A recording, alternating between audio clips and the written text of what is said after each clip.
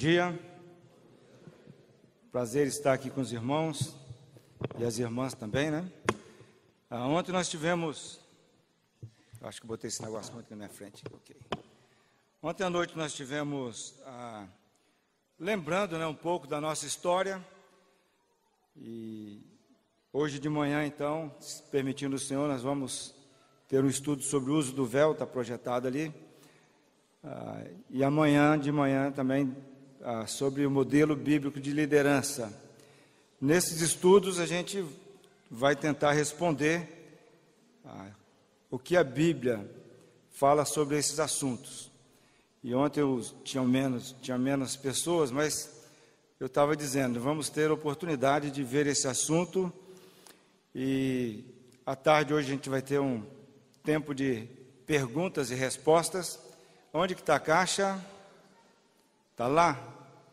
Tem uma caixa lá que você pode colocar a sua pergunta dentro da caixa. Eu acho que pode ser sobre o assunto e outros assuntos também, né? E uma coisa que eu falei ontem, assim, a gente pode conversar, pode questionar, não tenho problema com questionamento, mas desde que nós venhamos a conversar de Bíblia aberta, que nós possamos abrir a Bíblia e mostrar uns aos outros o nosso ponto de vista baseado na palavra. Teve um pregador que falou assim: eu só prego coisa nova, eu não gosto de repetir nada, não gosto de pregar nada que os outros pregaram. É um velho pregador, falou: rapaz, eu só prego pregação repetida, eu só falo o que os outros falaram. Ah, não, irmão, você tem que... Ele falou: não, eu só falo o que Paulo falou, o que Pedro falou, o que os evangelistas escreveram, eu só falo o assunto que os outros falaram. E nesse sentido, se a gente olhar para os profetas do Antigo Testamento, o que eles faziam? Eles falavam a palavra de Deus. Normalmente começavam: assim diz o Senhor. E a coisa era tão séria que a Bíblia diz que um profeta que profetizasse em nome de Deus, e a profecia não se cumprisse, ele ia morrer igual um passarinho, a pedrada. Eu falo isso porque hoje banalizou-se muito essa palavra profecia. Então você liga o rádio, o locutor fala: eu profetizo um bom dia para você. Isso não é profetizar, você está desejando um bom dia, porque de todos aqueles ouvintes que você está profetizando um bom dia, pode ser que algum bata com o carro e morra naquele dia, e não vai ser um bom dia, porque se for uma profecia, tem que ser um bom dia para todo mundo que ouviu, ok? Voltando só um pouquinho a ontem, eu mencionei sobre a nossa história, e eu falei que as pessoas que a começaram eram pessoas relativamente novas. Como o tempo se encurtou, eu não pude falar a idade daquelas pessoas que começaram o movimento dos irmãos que nós conhecemos aqui no Brasil como os irmãos que se reúnem nas casas de oração. O Groves tinha 30 anos, o Darby tinha 26, o Bellet tinha 30, aquela Condessa tinha 30, o Francis tinha 27, o Lord Congleton tinha 25, o Newton 25, o Craig 27, o George Miller 27, o Chapman 29, e o Williams Storks, que foi também um grande ensinador, tinha 20. Por que eu gostei de anotar essas idades aqui? Primeiro, porque no nosso meio, o jovem é meio discriminado por ser jovem. E jovens comprometidos com Deus, é óbvio, porque tem uns também que são meio pica-fumo, né? Mas um jovem comprometido com Deus, ele deve ser ouvido, e deve ser dado a ele espaço para expandir o seu dom. Esses jovens aqui eram pessoas comprometidas com Deus, eram pessoas conhecedoras da palavra. Se eles vivessem hoje, eles iam comprar menos CD e DVD e mais comentários bíblicos. Entendeu o recado? Eles iam aproveitar os congressos. Eu vi a irmã Maria falando aqui. O Gilberto Celete é um preletor internacional. Ele vai estar aqui. Então, se você mora por aqui, não tem nada naquele dia, participe desse evento. R$20, é isso? 80. R$ 80 você gasta quando você sabe fazer um lanche. Aproveita. Se você tem crianças, manda para o acampamento. Por que a televisão investe tanto em criança? Porque quem ganha o coração de uma criança tem um coração de adolescente, de um jovem, de um adulto. Se a gente ganhar ela para Cristo, o coração dela vai pertencer a Jesus. Por isso que a TV investe em crianças. Ok. Está me lembrando que é o aniversário do Lossi aqui, não quer apagar o negócio? Hoje é aniversário do nosso irmão Lossi. Está comemorando aniversário. Então, falando, se você quiser dar uma ligadinha para ele depois, certamente ele vai ficar feliz.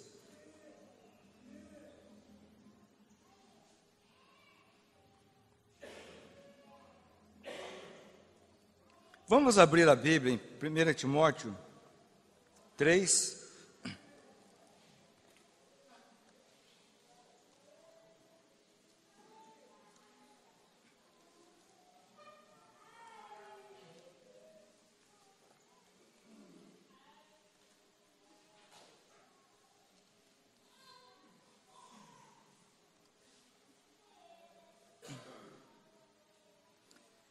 (16 a 17).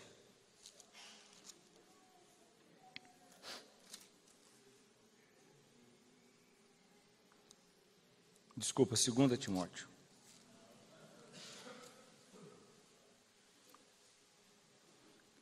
Diz assim a palavra de Deus: toda escritura é inspirada por Deus e útil para o ensino, para a repreensão, para a correção, para a educação na justiça, a fim de que o homem de Deus seja perfeitamente habilitado para toda a boa obra. Toda escritura é inspirada por Deus.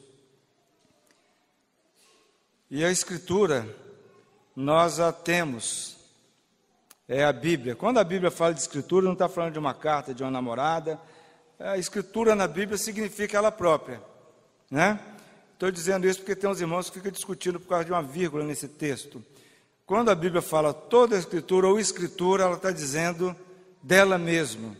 Então, nós vamos ler 1 Coríntios 11, que faz parte dessa escritura que foi inspirada por Deus e que é útil para tantas coisas boas na nossa vida, para nos habilitar perfeitamente. É a palavra que nós temos aí, perfeitamente. Enquanto os irmãos abrem, como o tempo parece que é muito, mas é curto, eu não gostaria assim que fossem feitas perguntas agora, visto que à tarde nós teremos bastante tempo para ter essas perguntas, para a gente poder conversar sobre isso. Então a gente vai tentar passar o texto. Eu vou primeiro buscar o contexto bíblico e depois eu vou tentar provar para os irmãos que até os últimos 100 e poucos anos, muitas igrejas, quase todas, de todas as denominações, teólogos famosos desde o tempo da igreja primitiva, vindo até, passando pelos ensinadores que nós ouvimos, até o Heide, que é uma pessoa contemporânea, o Sproul, defendendo o uso bíblico do véu. Aí eu quero então tentar mostrar que essa mudança que aconteceu nas outras igrejas, infelizmente, esses teólogos lamentam, está começando a acontecer nas nossas igrejas. Então nós vamos caminhar nesse sentido, primeiro ver os motivos bíblicos e depois fazer um apanhado histórico para nós nos firmarmos. Vamos ler então a palavra de Deus, 1 Coríntios 11, a partir de 2 até o 16. De fato eu vos louvo, porque em tudo vos lembrais de mim e retendes as tradições, assim como vos-las entreguei. Quero, entretanto, que saibais ser Cristo o cabeça de todo homem, e o homem o cabeça da mulher, e Deus o cabeça de Cristo. Todo homem que ora ou profetiza tendo a cabeça coberta, desonra a sua própria cabeça. Toda mulher que ora ou profetiza com a cabeça sem véu, desonra a sua própria cabeça, porque é como se a tivesse rapada. Portanto, se a mulher não usa véu, nesse caso que rape o cabelo. Mas se lhe é vergonhoso tosquiar-se ou rapar-se, cumpre-lhe usar véu. Porque, na verdade, o homem não deve cobrir a cabeça, por ser ele a imagem e glória de Deus, mas a mulher é glória do homem. Porque o homem não foi feito da mulher, e sim a mulher do homem. Porque também o homem não foi criado por causa da mulher, e sim a mulher por causa do homem. Portanto, deve a mulher, por causa dos anjos, trazer véu na cabeça como sinal de autoridade. No Senhor, todavia, nem a mulher é independente do homem, nem o homem é independente da mulher. Porque como provém a mulher do homem, assim também o homem é nascido da mulher, e tudo vem de Deus. Julgai entre vós mesmos, é próprio que a mulher ore a Deus sem trazer o véu?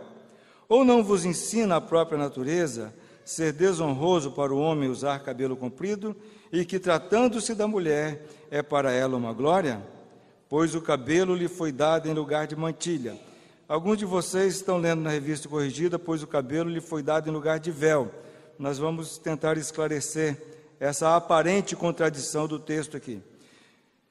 Contudo, se alguém quer ser contencioso, saiba que nós não temos tal costume, nem as igrejas de Deus.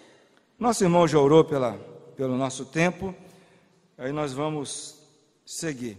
Paulo está escrevendo essa que é conhecida como a sua primeira carta aos Coríntios, e a gente encontra aqui algumas respostas que Paulo dá, que aparentemente vêm do nada, mas é óbvio que foram perguntas feitas a ele, provavelmente por cartas que os irmãos enviaram, que ele está respondendo aqui nessa carta. E nessa carta ele diz assim, eu não lembro agora o texto, ele fala assim: já em carta vos escrevi, que não vos associasseis com os impuros. Refiro-me, entretanto, não aos impuros deste mundo, porque nesse caso vocês teriam que sair do mundo, mas aqueles que, dizendo-se irmãos, são impuros.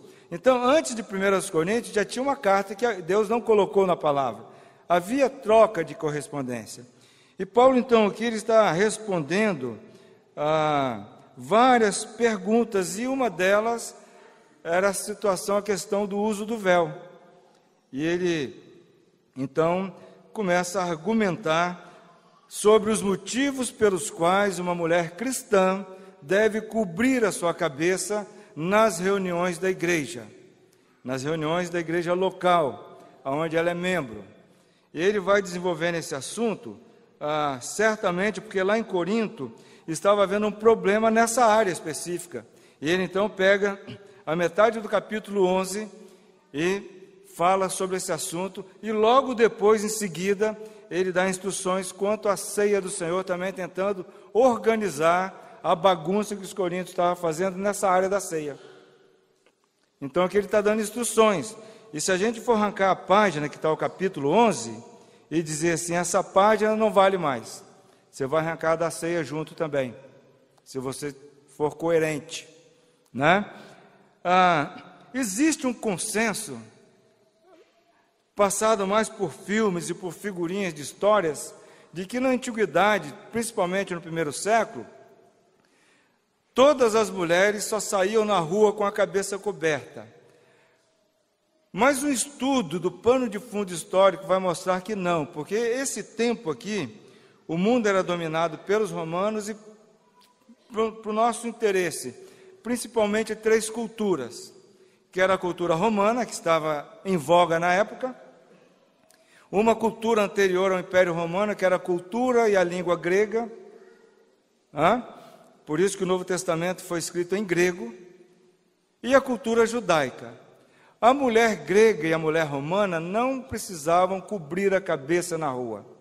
E Corinto, nessa altura, é uma cidade romana.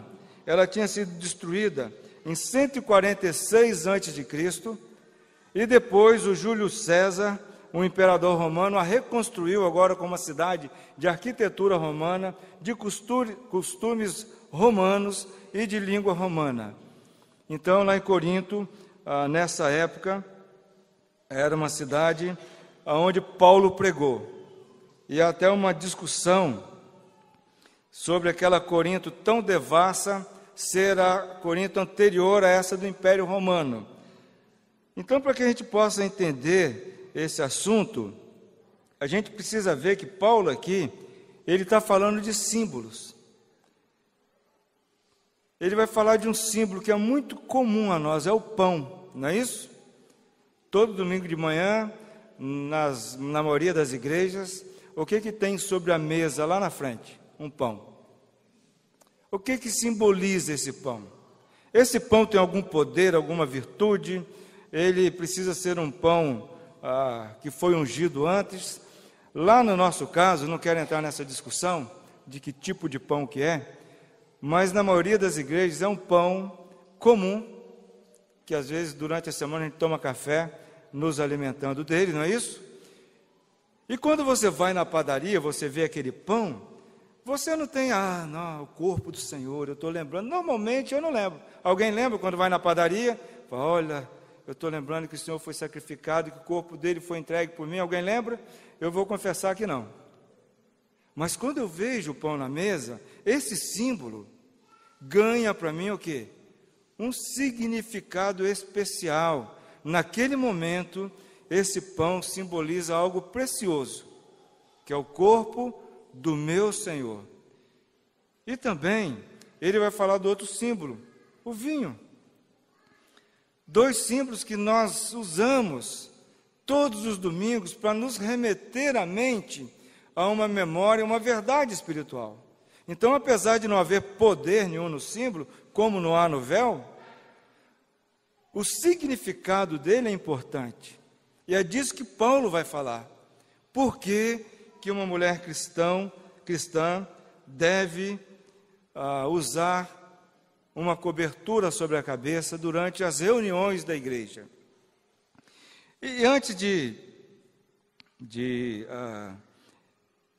iniciar assim um estudo, né? Antes não, já iniciando, tem um ponto de vista usado, né, para contrariar o uso do véu, muito comum nos livros das pessoas que são contrárias, ou que acham desnecessário, porque tem aqueles que são radicalmente contrários, que condenam e nos taxam de seita por isso, e tem aqueles que eles não são contrários, só entendem que não faz sentido, mas respeitam, inclusive, quando vem alguns deles nas nossas reuniões, a esposa costuma colocar o véu em respeito ao ambiente que ela está. Mas os contrários, eles falam que isso aqui é uma tradição, porque olha só, Paulo diz assim, olha, eu vos louvo em tudo, porque em tudo vos lembrais de mim e retende as tradições.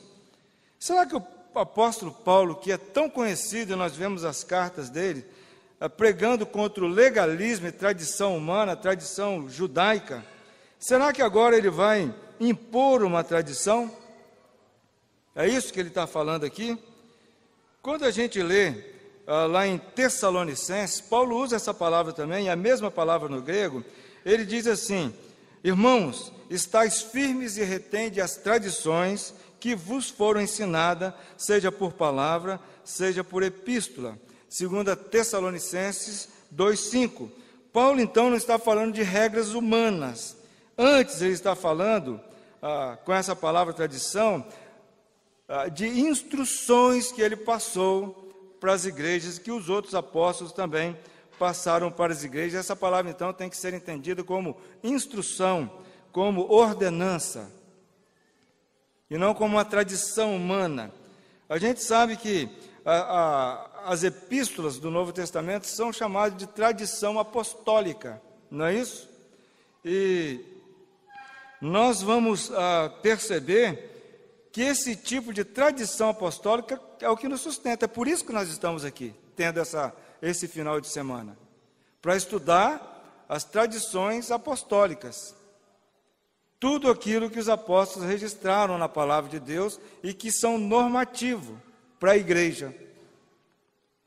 E é nesse sentido que essa palavra deve ser entendida, não uma tradição humana, mas tradição dos apóstolos. E nós devemos viver, se não vivemos, nós, a nossa igreja, seguindo a tradição apostólica, que está registrada nas páginas do Novo Testamento, ok?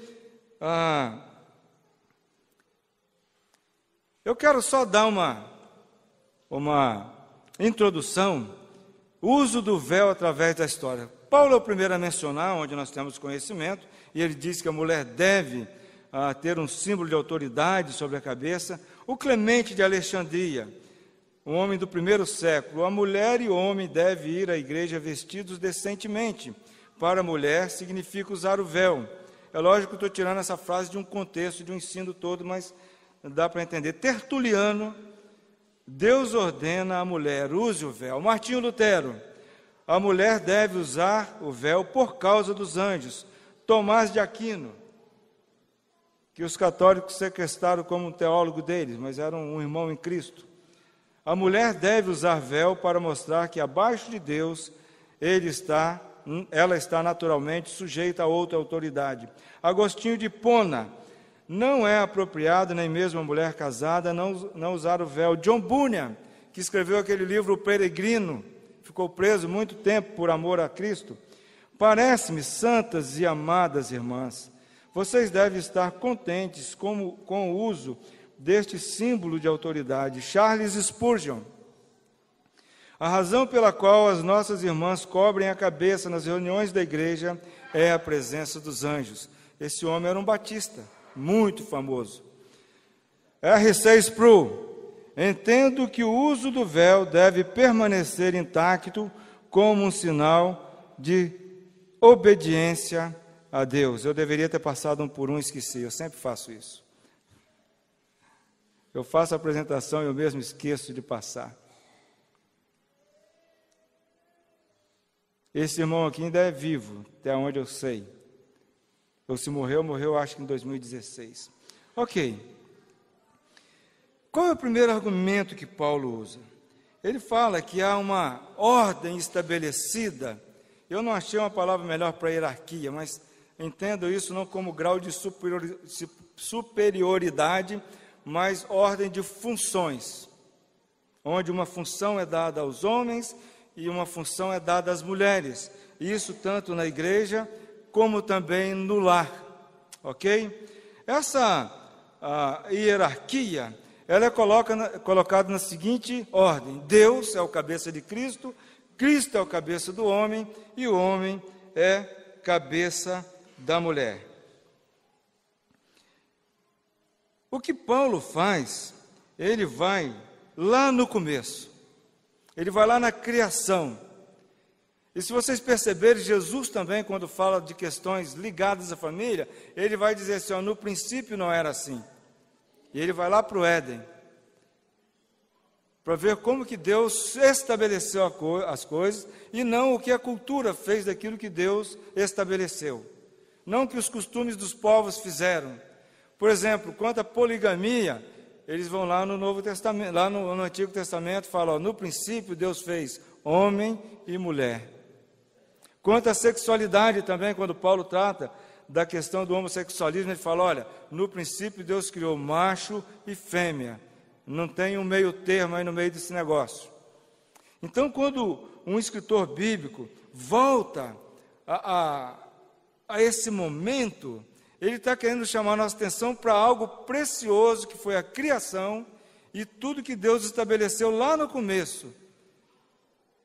Quando Moisés estava para construir o tabernáculo, Deus mostrou a ele a planta lá no monte. Moisés era um engenheiro egípcio, treinado em toda a ciência dos egípcios, que eram fantásticos engenheiros. A gente olha para as pirâmides hoje e fica de boca aberta. Não tinha trator, não tinha guindaste, não tinha nada, não tinha fio de aço para cortar aquelas pedras, e eles fizeram aquilo.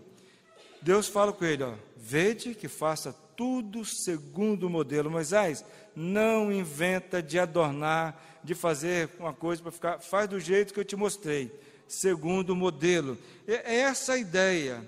Ele fala de cabeça,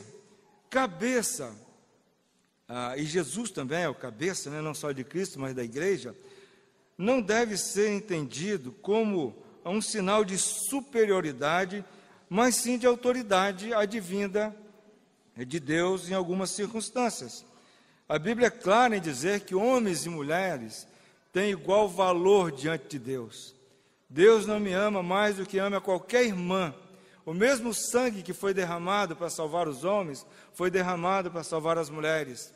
O mesmo céu para onde vão os homens, vão as mulheres que foram salvas. O mesmo Espírito que habita em qualquer homem, é o mesmo Espírito que habita em qualquer mulher salva, é óbvio. Estamos falando de crente.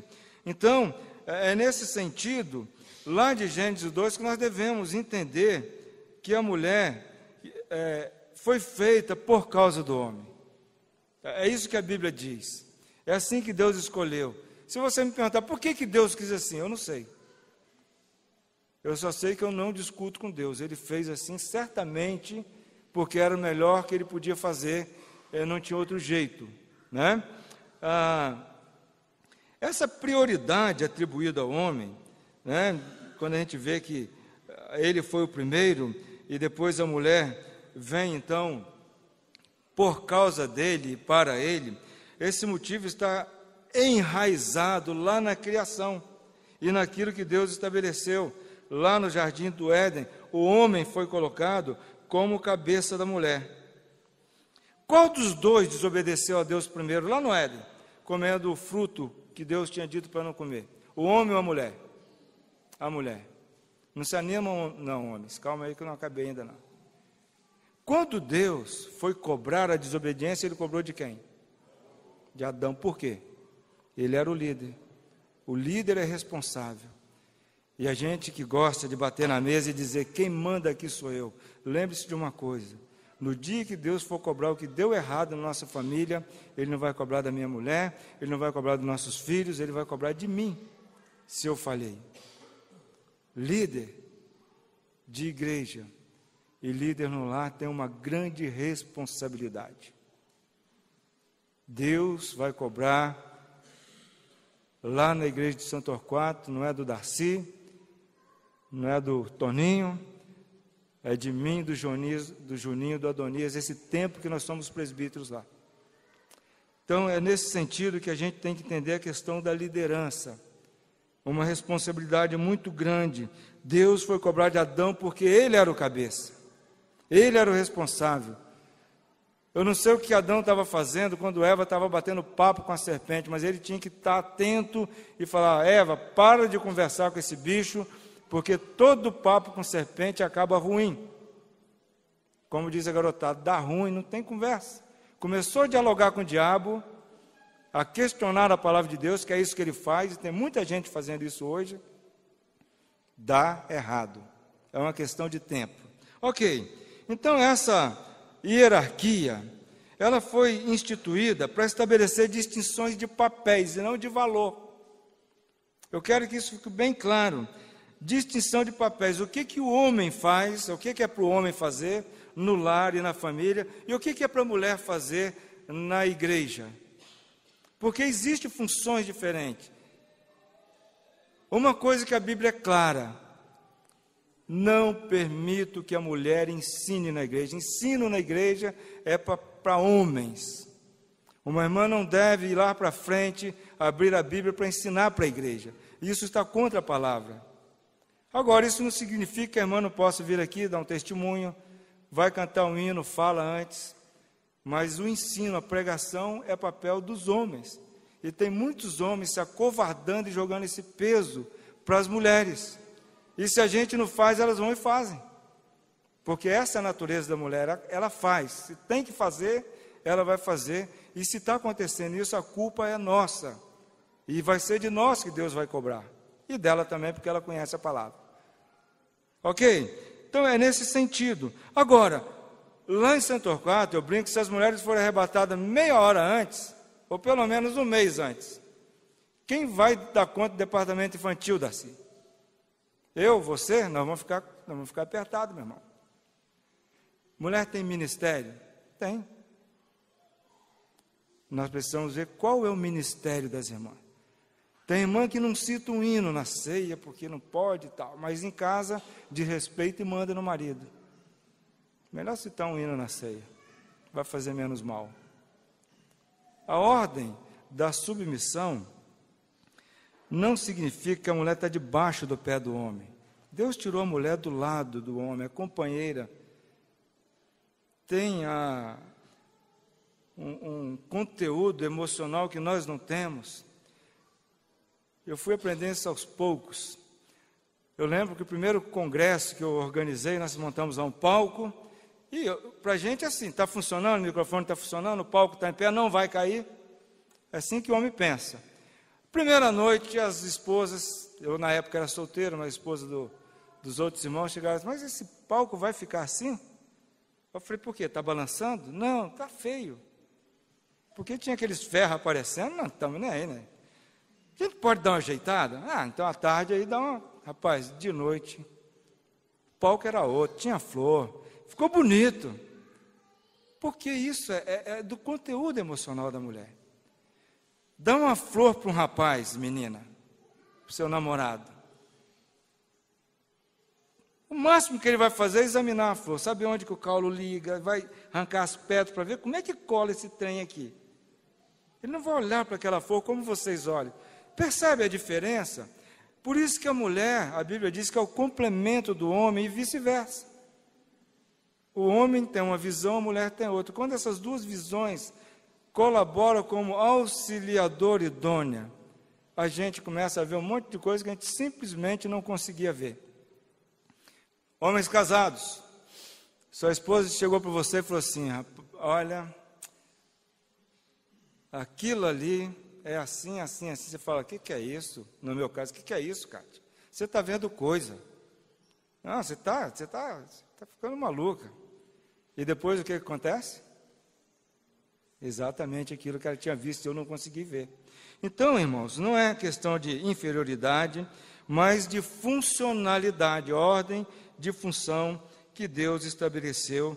Isso não tem nada a ver com superioridade e nem com inferioridade. Eu conheço irmãs que são muito mais inteligentes do que eu. E não é uma só, não. Talvez, esposa, você seja mais inteligente do que o seu marido, mas o seu papel é ser esposa e não ser o cabeça.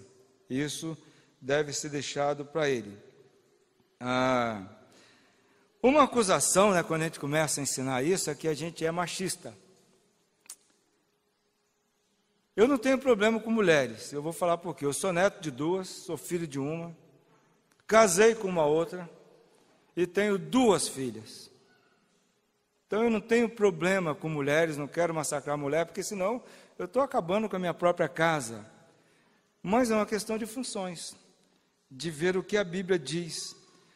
Essa hierarquia foi dada então por Deus para estabelecer os papéis distintos, a ordem das funções.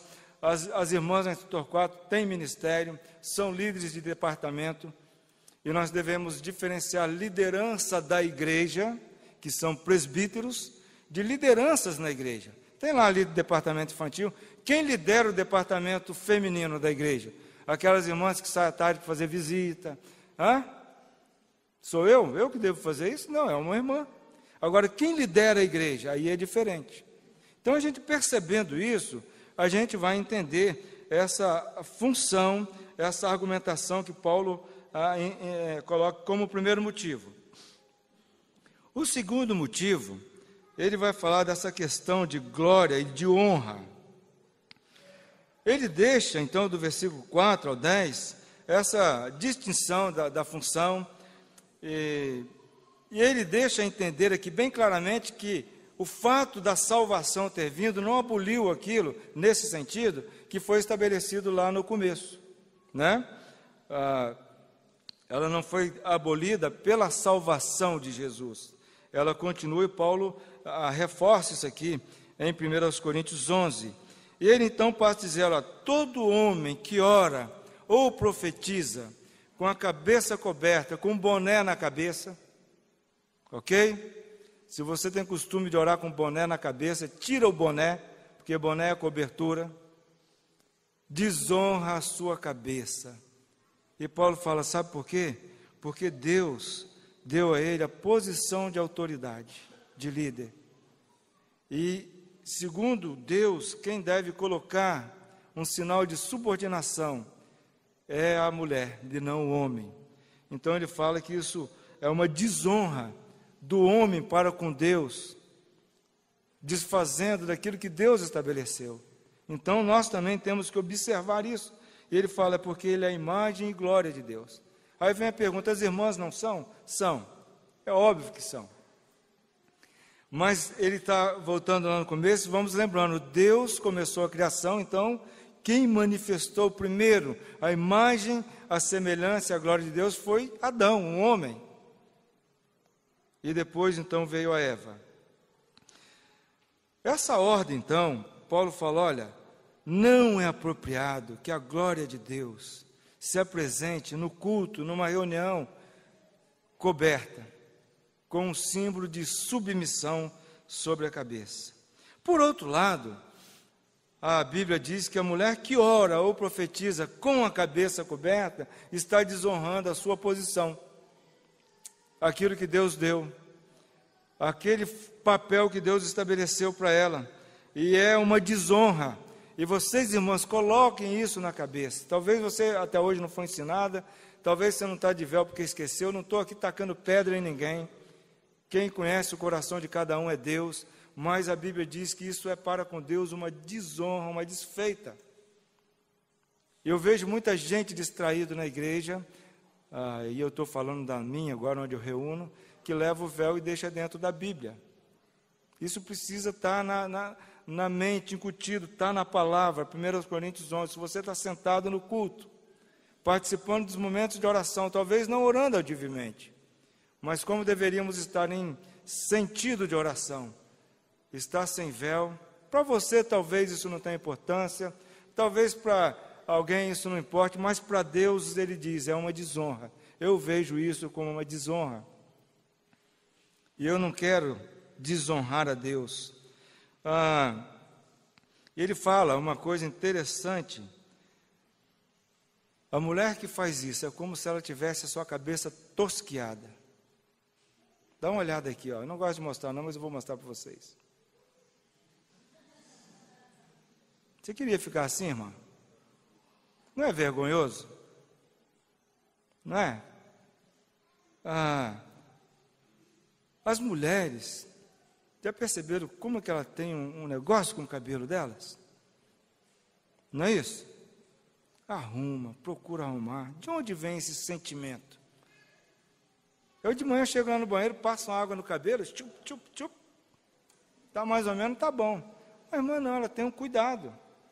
Esse sentimento vem de onde? Foi Deus que colocou no seu coração, porque Ele diz, o seu cabelo é a sua glória. Então, quando uma irmã, mesmo por um motivo de saúde, perde o cabelo, o que ela procura fazer rapidamente?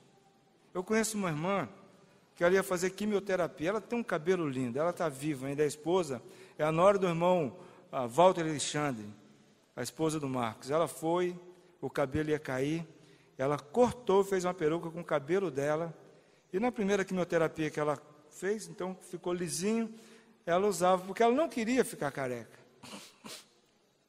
porque nenhuma irmã quer, porque Deus deu o cabelo como glória. E Paulo fala, olha, o seu cabelo é a sua glória. E aí entra uma questão do tamanho da glória, né? Eu não entro nessas questões. Escolhe o tamanho da glória que você quer apresentar diante de Deus. Isso é com você e com Ele. Pensa nele. Mas o fulano, a fulana falou que fica tão bonito assim. Não, pensa o que Deus diz. É só essa palavra que eu quero dizer, eu não quero ditar regras. Mas ele fala, é vergonhoso, e é vergonhoso mesmo, as irmãs sabem disso. Tosquiar, ele falou, se você não quer usar véu, então faz o seguinte, tosquie, porque você sem véu na presença do Senhor, para Ele, é tão vergonhoso como você se sentiria, se o seu cabelo caísse no meio da rua, lá no centro da cidade, e você não tivesse recurso para correr atrás, logo, logo você vai entrar na loja e comprar um lenço, e amarrar no cabelo, não é isso? Na cabeça, no cabelo não, porque ele já caiu.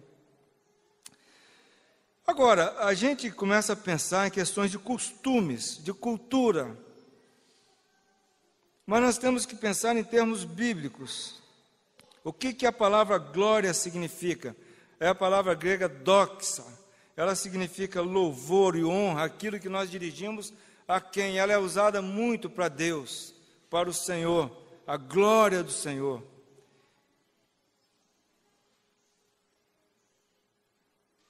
Louvor e honra ao Senhor, a cabeça coberta. É o resultado daquilo que gera uma boa opinião sobre Deus. Diz aqui também que a mulher é a glória do homem. Olha só como é que as glórias são colocadas aqui. O cabelo é a glória da mulher, a mulher é a glória do homem e o homem é a glória de Deus. E o que Paulo está dizendo aqui, que o fato da mulher ter sido na criação subordinada à liderança do homem, e aqui eu estou falando de mulheres casadas, né, porque as solteiras devem ser subordinadas aos seus pais, e na igreja, a liderança da igreja, né, aquilo que a igreja determina, ela coloca esse sinal, e algumas Bíblias dizem um sinal de poderio, não é isso? Eu acho que a corrigida diz isso, um sinal de autoridade. O que esse sinal significa? Quando, por exemplo, uma irmã está usando esse símbolo, ela está dizendo, sem palavras, olha, eu me sujeito ao que a igreja, no caso de igreja, determina. Por exemplo, se uma irmã vem aqui à frente, dá um anúncio, como veio a irmã Maria, ela não tomou essa prerrogativa, falou, não, eu vou dar um anúncio. Não, irmã, não, eu vou dar. Não, ela foi convidada a dar um anúncio. Se ela está aqui cantando, ela está dizendo, olha, o que eu faço aqui é em submissão àquilo que a igreja determinou, e em submissão ao Senhor. É esse o símbolo. Alguém pergunta, mas um pedaço de pano tem algum valor? Não. Não tem, como um pão também em si não tem nenhum valor. Mas no momento certo, no momento apropriado, ele tem um simbolismo, um significado que é valorizado, é um sinal de subordinação, e ela está dizendo, está sinalizando com isso, que aceita de bom grado aquilo que Deus estabeleceu, e não o que as feministas dizem, não o que os movimentos da sociologia falam, mas aquilo que Deus diz. Não é possível, por exemplo, defender a liderança feminina na igreja com base na palavra de Deus. Aqueles que fazem isso, fazem com base na sociologia. Eu vi um homem que foi convidado para um debate, ele é favorável à pastora, por exemplo. Mas eu gostei da honestidade dele, porque o irmão começou a ir para a Bíblia. Ele falou, irmão, não vamos para a Bíblia, não pode se defender a liderança feminina na Bíblia. Nós podemos fazer isso com base na sociologia. Eu não concordo com ele, mas gostei da sinceridade dele. Porque não tem como. Deus estabeleceu, o Senhor, ele não mudou. Ok. Vamos ao terceiro motivo que Paulo dá. Uma questão espiritual. Uma tradução literal, pegando essa palavra por palavra, da língua grega para o nosso português, que foi o que os tradutores fizeram. Por causa disso, deve a mulher ter autoridade sobre a cabeça, por causa dos anjos. Uma tradução, para fazer sentido, fica assim, por esta razão, que razão? Há uma questão de imagem e glória, há uma ordem estabelecida por Deus. E por causa dos anjos, aí entra um terceiro elemento. Nós já vimos dois, entra o terceiro. Deve a mulher ter sobre a cabeça um sinal de subordinação. Agora, a terceira causa pela qual a mulher deve cobrir a cabeça, que são os anjos, os oponentes do uso do véu, eles sempre pulam por cima desse versículo, como se ele não tivesse aqui. Mas nós precisamos tratar dele com honestidade, porque ele está aqui na palavra de Deus. E a questão dos anjos, eles derrubam. Por que eles fazem isso? Porque o anjo, ele derruba a questão de que era uma questão local e de que era uma questão cultural. Por quê? Os anjos não estão submetidos a costumes humanos, à cultura humana. O anjo é, hoje, o que Deus o criou lá no começo. Lá no céu não tem temporada de inverno, verão. Não usa gravata larga, depois fina, depois de crochê, depois de seda. Lá no céu não tem isso. Os únicos anjos que quiseram mudar o céu hoje são demônios. Os anjos do Senhor permanecem do mesmo jeitinho, estabelecendo as suas mesmas funções, porque eles são supraculturais e atemporais. Então não pode ser uma questão de localidade e nem de costume, porque aqui tem anjos nessa reunião, ok? Nos guardando, nos protegendo. Eles estão aqui, nós não vemos, não devemos nos ocupar com eles. A nossa adoração é o Senhor, tem lugar que fala mais de anjo do que de Jesus, né? Mas eles estão nas reuniões da nossa igreja. E por causa disso, Deus diz, por causa deles, também a mulher deve usar esse sinal. O Espírito Santo, esquecemos de ligar a eletricidade, aí a bateria foi embora, daqui a pouco volta. Esse assunto aqui, então, mostra que os anjos não se encaixam nessas questões que são colocadas contrárias. Quem são os anjos? Tem essa pergunta. Paulo ele não desenvolve aqui uma explicação, como ele desenvolve na questão da hierarquia e na questão da glória, ele só cita. Mas nós podemos buscar na palavra algumas das funções dos anjos. A primeira pergunta, que anjos são estes? Eu já vi gente dizendo que são os anjos caídos, e que as mulheres deveriam colocar véu, porque, aqui eu estou falando de suposição, tá? Mas tem gente que diz isso. Porque eu estou vendo alguém assim, não, eu também concordo com você. Deixa eu chegar lá. Anjos caídos, porque os anjos ficariam tentados, né? E aí vocês entendem tentados sexualmente, pelas irmãs se elas estiverem sem véu. E como que eles fazem isso? Eles juntam aquela passagem lá de Gênesis, que fala que os filhos de Deus, os filhos de Deus, né, viram as filhas dos homens, e aí diz que eram anjos que tiveram relação com mulher, que gerou gigante. E aí eu lembro daquela passagem que Jesus disse que no céu não se casam nem se dão em casamento, são como os anjos, dizendo que eles são assexuados, né? Com Judas 6, que fala que alguns anjos, né, e isso aconteceu, deixaram o estado original, e aí tentam trazer essa materialização de anjo, tendo funções humanas, hormônios humanos, engravidando mulheres, e esses anjos, então, ficariam tentados. Isso é tolice, é um argumento tolo, um argumento que não tem base na palavra de Deus. Eu creio que são os anjos do Senhor, como o irmão Leamar falou, os guardiões do culto. Vamos para lá então. Abra a Bíblia em Apocalipse 8, 3 e 4, eu quero ler com vocês. Apocalipse 8, 3 e 4. Vai nos mostrar aqui uma das funções dos anjos.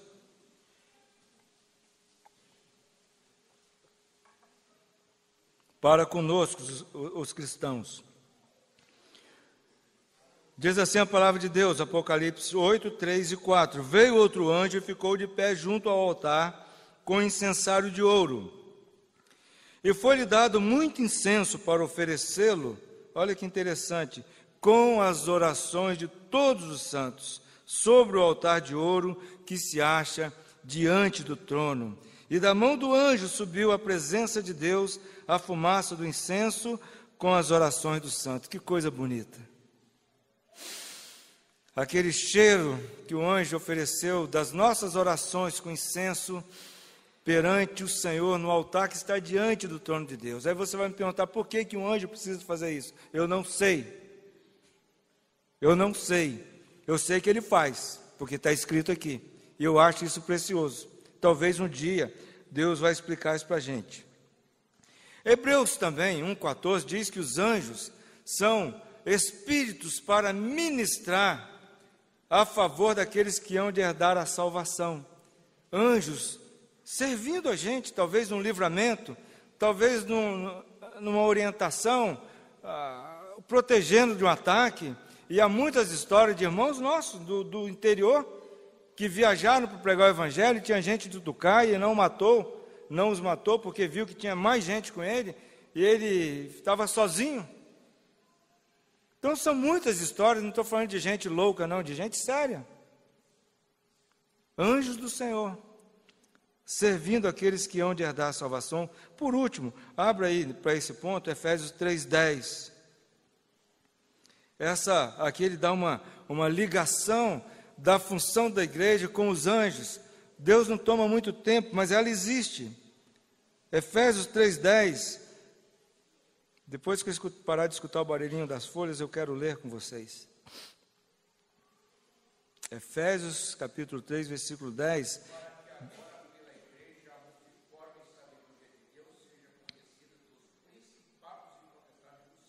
Ok, eu vou ler alto porque vocês lá atrás não ouviram. Para que pela igreja a multiforme sabedoria de Deus se torne conhecida agora dos principados e potestades nos lugares celestiais. Assim a gente fica sabendo, e mesmo não compreendendo, que uma igreja bíblica, ela manifesta a multiforme sabedoria de Deus para os anjos do Senhor. Irmãos, eu não gosto de pregar no hinos e cânticos. Tem gente que faz isso e é errado. Mas eu posso citá-lo como ilustração. E uma ilustração de um hino escrito pelo irmão Richard Holden, que nós vimos ontem, foi o iniciador do nosso trabalho aqui. Diz assim o hino, os irmãos vão lembrar. Abba, aqui nós te adoramos, muito alegres em saber que por nós que em Cristo estamos, vão teus anjos conhecer teu saber maravilhoso, tua graça, teu amor, e com mais intenso gozo te adorar com intenso ardor. A gente canta com novo ardor. A gente canta isso na nossa ceia. E eu penso que o Richard, o nosso irmão, ele tinha esse mesmo entendimento, e eu creio que ele fez esse hino baseado, pelo menos nessa estrofe, em Efésios, que nós lemos. A Bíblia diz também, Paulo escrevendo, em 1 Coríntios ainda ele diz, não sabeis vós que vocês hão de julgar os anjos? Se essa relação hoje não está muito clara, mas a gente tem vislumbres preciosos na palavra, um dia nós vamos julgar anjos. Eu penso aqui que nós vamos julgar anjos caídos, certo? Porque os anjos de Deus não precisam ser julgados. Tal é o poder espiritual que Deus vai dar à sua igreja. Não é para hoje, tá? Hoje com o demônio a gente faz expulsá-lo em nome de Jesus. Mas essa autoridade nós temos pelo nome do Senhor. Mas um dia, alguns de nós vamos ser usados para julgá-los. Como eu não sei, também é outro mistério. Mas vai acontecer. Ok. O quarto ponto que Paulo coloca era a prática da igreja universal. Esse é o quarto motivo que Paulo coloca, e ele faz isso numa pergunta. Contudo, se alguém quer ser contencioso, saiba que nós não temos tal costume e nem as igrejas de Deus. Paulo está dizendo aqui o seguinte, irmãos, ô Corinto, todas as outras igrejas usam o véu. Vocês querem contender com isso? Pode contender. Mas nós não temos tal costume. Eu estou pensando que ele está dizendo aqui da equipe missionária dele. E nem as igrejas de Deus. Então, em lugar de ser uma questão local, era uma questão universal. Onde uma das igrejas estava mudando aquilo que era consenso em todas as outras. Só ela. A conversa aqui não é... Está vendo? Uma irmã chegou para mim, está vendo, irmão? Paulo fala para a gente não discutir sobre esse assunto. Falei, então Paulo é doido. Falei com ela, se ele fez isso, ele é doido. Por quê? Porque ele diz, olha, vocês devem usar por causa disso, disso e disso. Mas não discute sobre esse assunto, não. Perdeu tanto tempo, né? Não precisava nem dele ter levantado o assunto se não fosse para discutir sobre ele. O que Paulo está dizendo aqui é o seguinte, as outras igrejas, todas, adotam essa prática. Só vocês que estão questionando. Então, se vocês querem continuar a fazer isso, pode continuar. Mas nós não temos tal costume, nem as demais igrejas Cristo, as igrejas co-irmãs, e fica assim estabelecido claramente que esse era um costume universal entre as igrejas do Novo Testamento, que perdurou até 100 e poucos anos atrás, como nós vamos ver no desenrolar do nosso estudo. Então, essa questão e esse assunto não começou com a carta em Corinto. Ele foi mencionado aqui, mas por causa de uma desobediência. Se eles não tivessem desobedecido, Paulo não teria escrito sobre o assunto. E escreveu a eles por quê? Porque o problema estava surgindo lá dentro. Por isso que ele não menciona nas outras cartas correções que ele menciona aqui. Por que ele não corrige a ceia do Senhor em outras igrejas? Porque nas outras igrejas a ceia do Senhor estava sendo realizada de conformidade com a palavra. Lá em Corinto tinha virado uma festa, onde as pessoas comiam e os outros ficavam com o olho de pendurado, né? Umas famílias comiam demais, e ele fala, olha, tem gente que está bebendo tanto vinho na ceia que está ficando bêbado. Ele fala, isso não é a ceia do Senhor. Você chama de qualquer coisa, ele não fala isso? Não é a ceia do Senhor que vocês estão celebrando. O que eu recebi do Senhor foi que na noite que o Senhor Jesus foi traído, tendo tomado um pão, deu graça, tomou o cálice, deu graça. É só isso, não precisa de muita firula como vocês estão fazendo. Por que ele escreveu isso só aos Coríntios?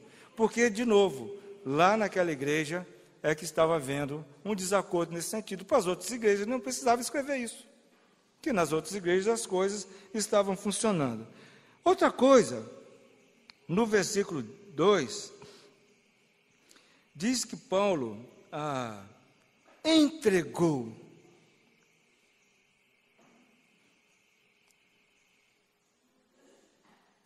Como vulas entreguei. Ou seja, Paulo não tirou um costume de Corinto, não, as mulheres do mundo cobrem a cabeça na rua, vocês devem cobrir na igreja. Não, ele não tirou um costume de lá. Antes ele veio de fora e entregou essa doutrina a eles.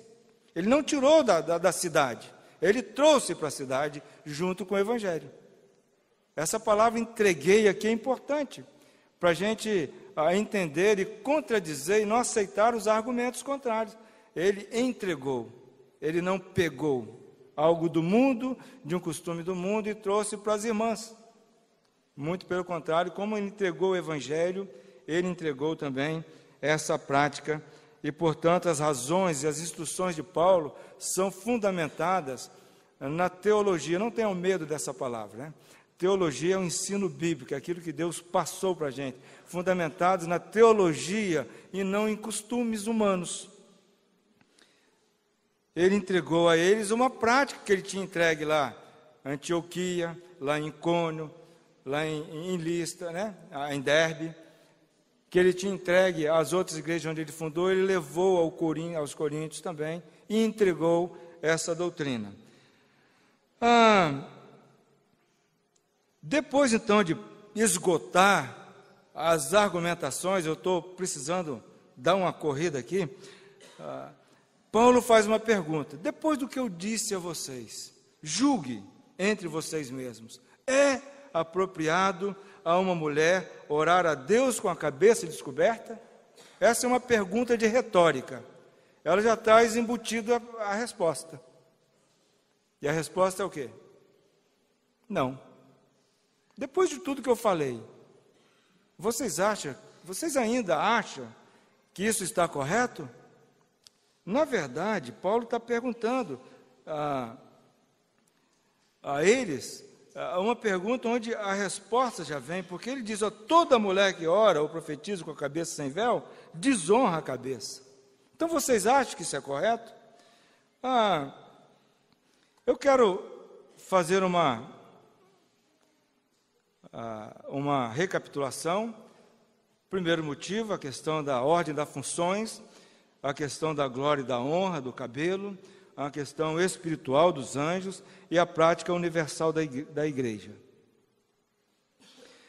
Essa é a página da língua onde os irmãos traduziram para nós o Novo Testamento. Vocês verem em cima, a primeira palavra marcada em verde, ela é akatacalipto. Depois tem katacaliptetai. E depois katacaliptestai. Eu estou citando para vocês ouvirem o som. Akatacalipton. E lá embaixo, no versículo 15, quando ele falou, porque o cabelo lhe foi dado em lugar, na revista e atualizada, está de mantilha, e na revista e corrigida está em lugar de véu. Ele diz o seguinte, lá embaixo, peribolai. Então venho lendo a catacalipto, catacalipto, catacalipto, e aqui embaixo tem a palavrinha peribolai. Elas são bem diferentes. Você não entende grego, mas dá para ver os rabisquinhos aí. Olha como é que é diferente a construção dessa palavra para todas as outras. Totalmente nova. Deixa eu destacá-las aqui para vocês. Cobertura, essa de cima.